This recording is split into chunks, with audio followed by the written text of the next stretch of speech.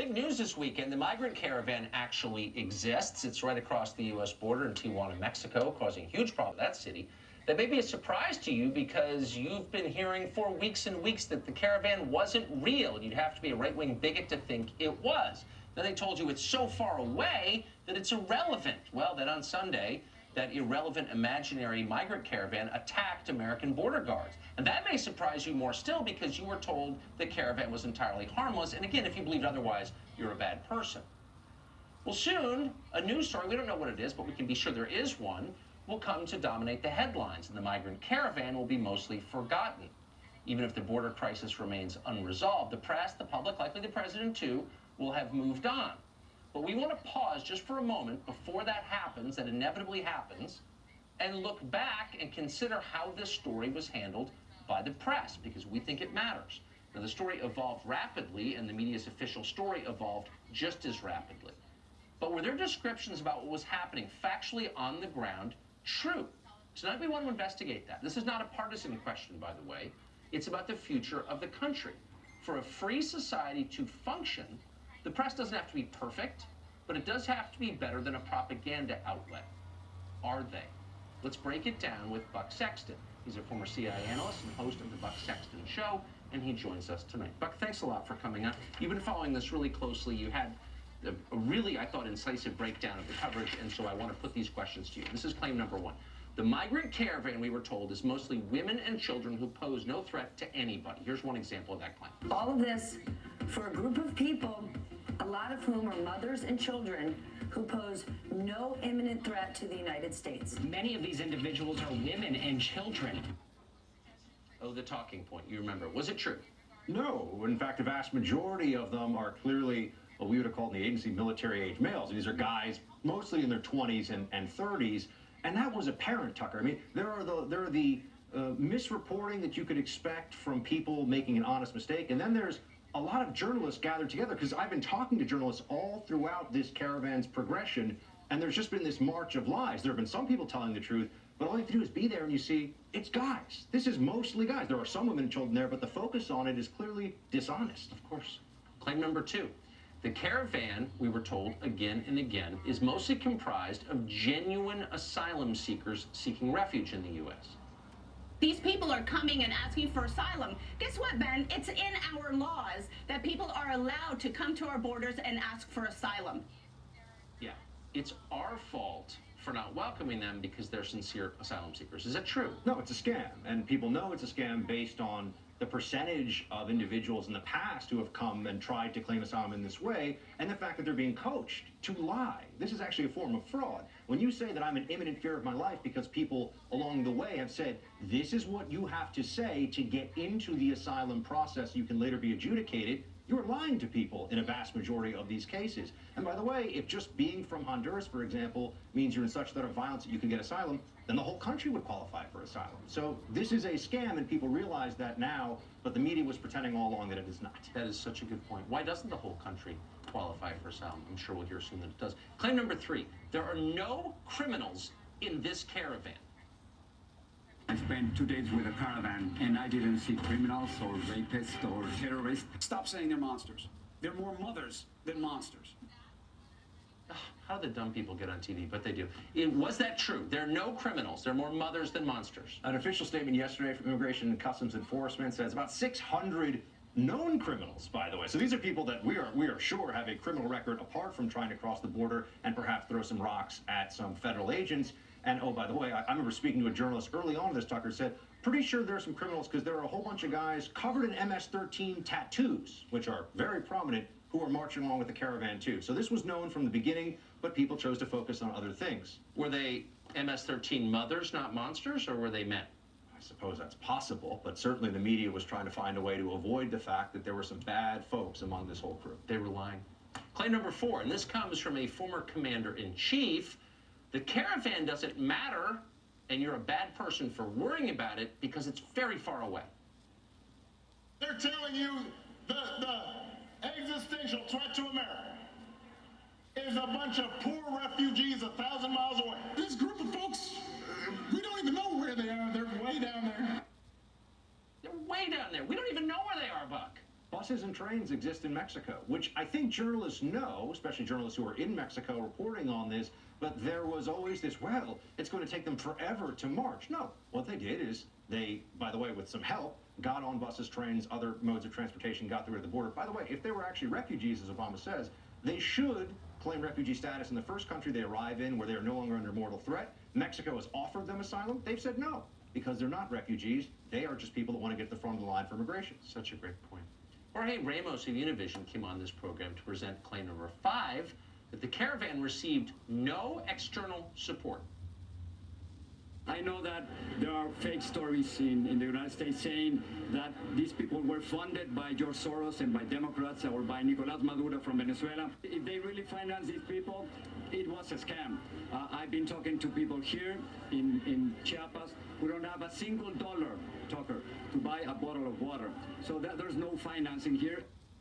No financing at all. And by the way, you're immoral if you claim otherwise. That's a lie. I've talked to journalists who are seeing people handing out food, gathering donations together so they can buy food and equipment. When you got 6,000 to 7,000 people together, that's going to be a difficult logistical challenge unless there are people who are there to provide support, and there clearly are people providing support. So again, if journalists wanted to know this stuff, Tucker, some of them do, but they just don't get as much airtime in places like CNN and MSNBC. They could find out, but they don't want to know. They just want to present people getting tear gassed, mothers and children. If you don't like this, you're a monster, when the reality is this is a massive scam. There's a lot of outside help, and there are laws that are being broken here. And finally, we have the 6th claim, that deploying troops to the border was wrong, but it was also completely unnecessary. As a New York Times cartoonist put it, troops sign up to fight in an obscure country in the Middle East, not to guard their own country's border. Kamala Harris agreed with that. It is inappropriate to require the limited resources of the United States military to be used in such a way, all because there needed to be some demonstration for the TV cameras based on a political agenda instead of what is a national security threat. So why aren't they in Syria where they belong? Also, why can't Senator Harris call down to Border Patrol and say, or Immigration and Customs Enforcement, that matter, do you think it's helpful? Because the answer is yes, because I've spoken to Border Patrol and they say that the logistical support that military was giving them was in fact very much needed because this caravan was arriving and there were real concerns that they would try to overrun the border, which, Tucker, is exactly what they did do. So we've just had this progression of lies all along the way, and at every phase, it seems the media always gets it wrong in one direction, and that is somehow we're exaggerating this threat when in fact we're underestimating the reality of how big this problem is going to get. A precise, fact-based summation, and we're grateful for it. Buck Sexton, thank you very much. Good to see you, Tucker. Even MSNBC has had to admit the Caravan isn't what the left spent weeks portraying it as. Watch this admission. The truth is, the majority of the people that are part of this caravan, especially outside, if we can make our way all the way over there, we'll show you the majority of them are men. From what we've seen, the majority are actually men, and some of these men have not articulated that need for asylum. Instead, they have talked about, going to the United States for a better life and to find work. Enrique Acevedo is an anchor at Univision and a frequent and welcome guest on the show, and he joins us tonight. Enrique, thanks very much for coming on. So now that it's here and the facts on the ground are undeniable, can we stop lying and admit what is obviously true? This caravan is not primarily mothers with children, it's primarily men. I find it interesting, Tucker, that you're criticizing journalists for presenting a partial view of the caravan while you're doing the exact same thing, just from the opposite I'm criticizing side them of the ideological spectrum. For lying in concert, for lying together as a group, reading the same talking points from the Democratic National Committee off a script in order to influence an election, which is what they were doing. That's what I'm accusing them of doing. The Caravan is not a monolithic group, Tucker. It's 8,000 different stories, 8,000 different realities, and according to the government's own numbers, less than 10%, without any evidence, but according to those numbers, less than 10% have any criminal background. So you're talking about a group of 600 among more than 8,000 people. So 90% of them, the majority of them, have a legitimate claim to request asylum. That's according to but hold on. Wait. Secretary of DHS. For one thing, I would say, if 600 out of 8,000 are, quote, known criminals, That is a higher percentage than a cross-section of the American population. So we're getting way more criminals per capita than we have already in this country. Because if they won't be just allowed in, because, hold on, that's not, request will be denied. So just as a you don't have to factual worry matter. about that. Let's This talk is now what, about no, the but hold other on. 90%. This is what I'm talking about. Hold on.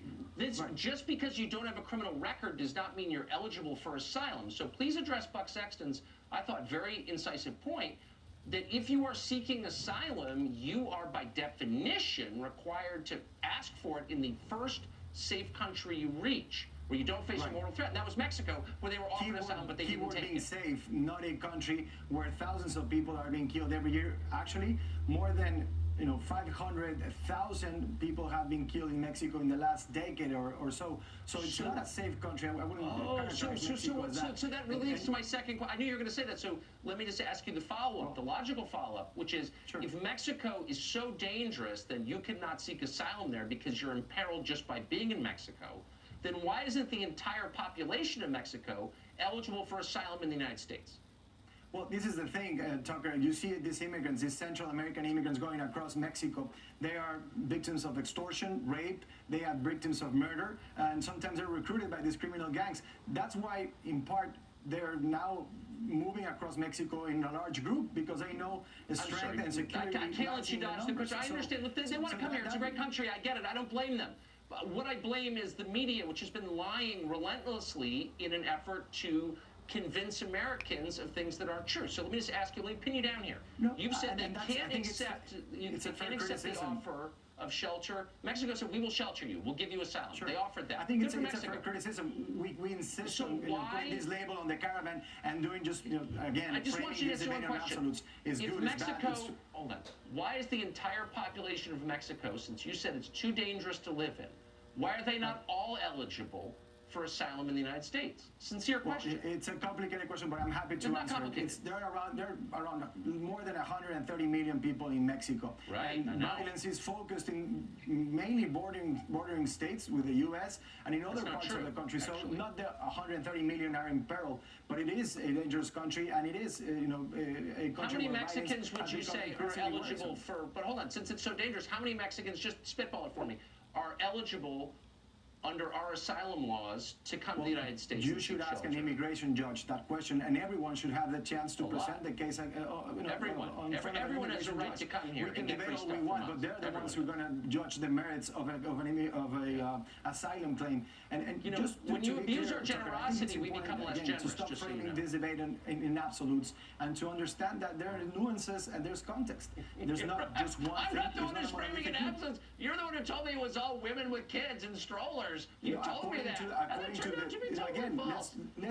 Let's go back to the numbers, the official numbers. According to CBP, the majority of arrests today at the border are family units. So that's women and children. That's not an interpretation. That's a fact. That doesn't mean the majority in the Caravan war. Enrique, I hope you will come back. It is always a pleasure to talk to you. Thank you. Thanks for having me. Well, polls have just closed in Mississippi. There was a special